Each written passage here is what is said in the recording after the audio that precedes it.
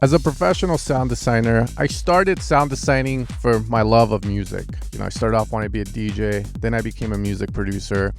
And then through music production, I found sound design. I've always wanted to pay homage to what set me down the path of my life's work, which is providing some of the best sounds, thick sounds. So I still work on music so that I can also teach you guys to make the music that you guys love. This new song called Smile Again, and I learned a lot making it, and I want to share some of the tips and tricks from this song to give more meaning and more purpose to it. Creating moments in the song. I'm always preaching to you guys to create moments in your song, because a song without moments is a boring song, and everyone's going to be doing this differently, but I want to show you guys my thought process. There was a section of the song here where I want to create a climactic feel. I never saw the stars falling like your tears. We're automating a filter here. I'm ready to give all my life. We're automating an auto pan. We're automating the volume. I wanna love your red eyes, but that makes you sad. I wanna see. And then we have this really sick knob called Fade to Gray from Ableton that's just automating. Look what happens. I wanna see you smile again.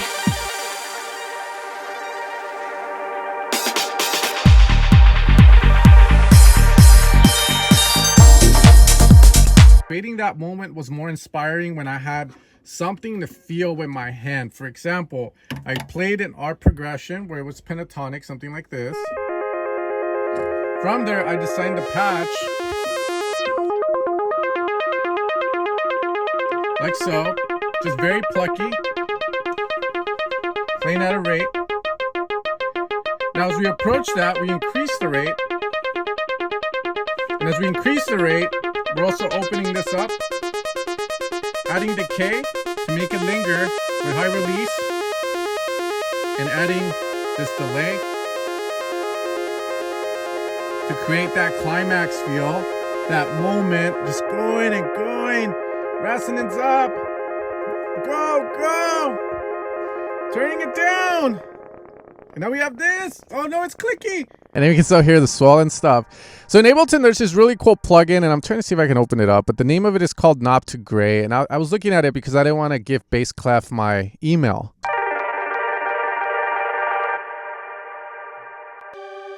So this guy here is just like tension increasing.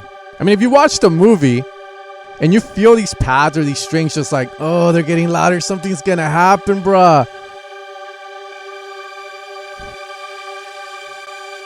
So this is where, again, you just want to get creative with your music. The thing that I tell most people is that when you put yourself in a box or when you try and sound like someone else, all of these moments that could be unique fade out because you are allowing society or what's the meta at the moment to really dictate your creative decisions. Since this song, everything makes sense. The drums, the bass, the kick, it's meta in the sense of minimal house. But everything else is where I've decided to go, you know, I like my style. And I trust in my tastes. So I'm going to use that and that, but I'm going to trust myself to execute something like this and be confident in it. That's what you guys want to be doing for yourselves as well. There's this like sick drum fill effect that I love so much.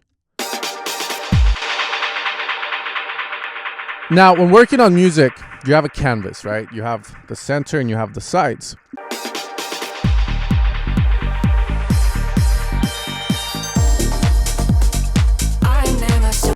Here, I decided to do this fill and put it on the sides to allow the center sound to breathe. There's this sound boop, boop, boop, boop, boop, boop, that's going to come in. So as I hear that, you make the decision of making that wide to allow for that magic to happen. Just, again, thinking of space.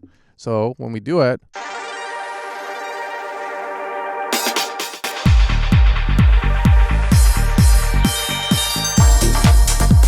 The creation of this bass is actually pretty neat. Again, everything that I teach you guys always comes from successfully creating something dope and unique with it, because that makes it feel valid. The way that I made it was utilizing a plugin called Riffer to initiate the idea of the song. A lot of the times, like you guys, I'm looking for inspiration and I'm trying to find like, okay, what can I do? So Riffer's a really dope plugin that I love to use in order to get the bass line going. What I decided to do was to utilize the minor 7 to create the bass. Now the minor 7th feature makes it so that every note that's part of, let's say D, I'm only going to be playing that first chord. So I'm going to be playing like, let's say D, D, F, F, F, F, A, and C, C, C, C. Now, all those notes are going to be very stable and very friendly. We don't want the bass to sound too unstable. That just means to be part of other notes that create too much tension, or else it starts sounding a little too sad and dark, which is not what we want. We want to sound happy with it. So randomizing this and lowering down the notes that I'm allowed to play. Let's say I'm in C minor. I'm like, okay, C, I can only go up. Let's keep it up to,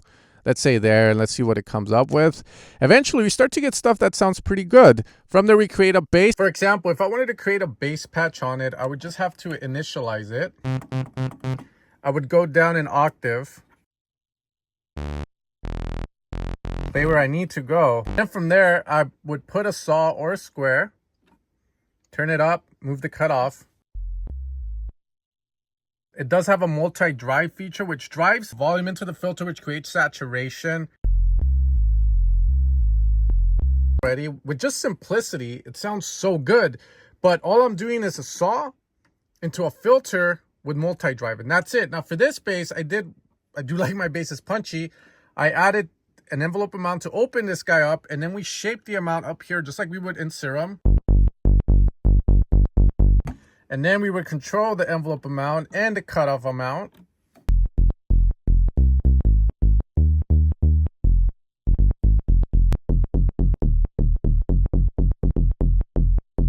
I always wondered why people put these synths up on pedestals, and I figured out real quick, it's not that the synths offer anything else that's different from digital. It's the fact that there's so much limitations in place when you use this guy. Like you can't have fancy waveforms, you can't have fancy FM and stuff, but that's the point. That's what makes it sound fat. Now there's more to it, like the cutoff and the dry filter, which makes life easier. If you know how to saturate and process inside of your DAW, then you're pretty much 98% of the way there. What I really liked was this filter freak that I wanted to use. So I felt like the sounds were just a little too bright.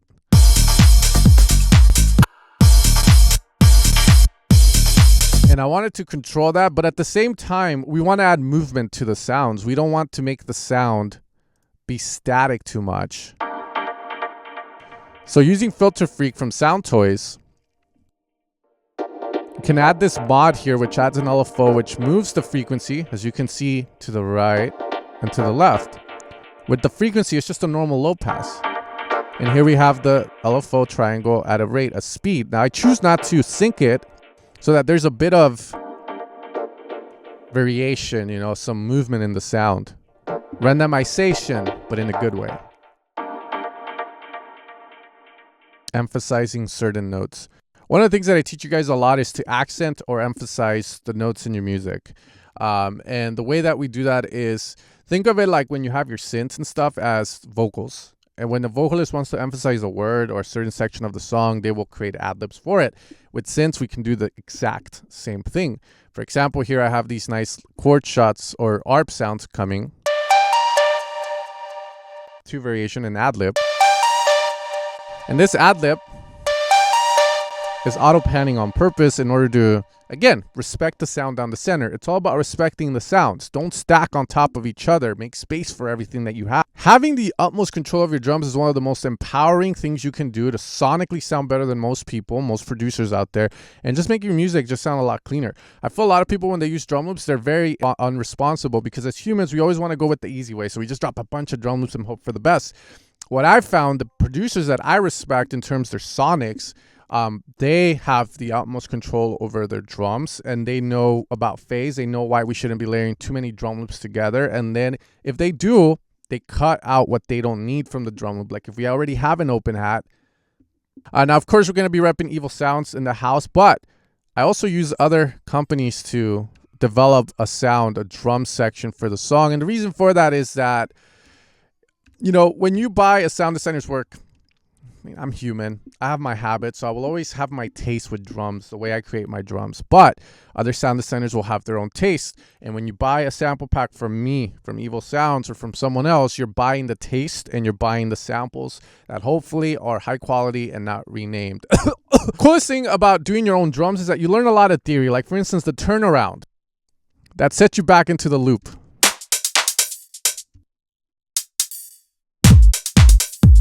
Like, that's so little, but it does so much, because without it, It doesn't lead you back in. But look, I love doing stuff like that. And then again, here, but now with variation. Okay, and there we go. We go back into it, right? Progression of the open hat, right? Going from a very thin or very tight to a cashmere soft attack.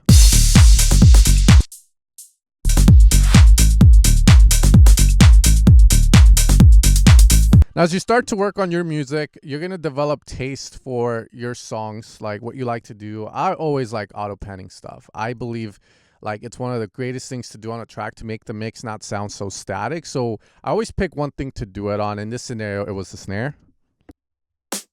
Just to have it move around. Yeah.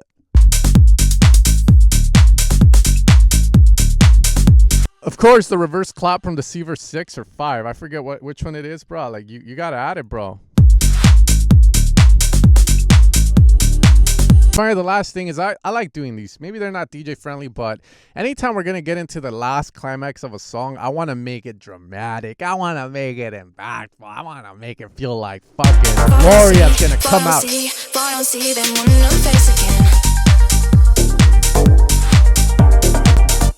So in this section, it's all about arrangement. This is arrangement decisions you make. I've decided to get rid of everything and use what Julian calls his safeguard or something. I forget the term, but... That's sus. Mm-hmm. Just removing everything. Either way works. The more I become better at producing, the more I don't need stuff like that. You know, to me, simplicity really, like... makes me just admire, because the confidence you have to say I don't need this is huge. Hopefully there's some cool ideas in here for you guys to get inspired. Again, the point of this video is to show you guys obviously the brand new song I made, give it more purpose, helping more people out to make the music they want, but also to inspire you guys to do your own thing. If I can do it, you guys can do it. But most importantly of all, guys, stay true to your sound with reason. Of course, if it sounds a little crappy, then be open to that and improve, so that when you finally get those ideas that you can trust them fully. If you guys enjoyed the song, the label I released it with, called Stereophonic, is hosting a remix contest for it. I'm going to add this in there as well. For the winner of the contest, I will hook him up with some sound banks, as well as a one-on-one session with me, so that we can go over any song that you want. We can go over anything you want. Literally a $100 value. Now, if you guys want to continue your inspiration forward, I also made a video about the last song I released with Astrohertz called Final Dance. I break down a lot of stuff on that one, and a lot of people enjoy that song a lot. They say the mix is wonderful. Why not check out why? And most of all, guys, you guys have a great rest of your day.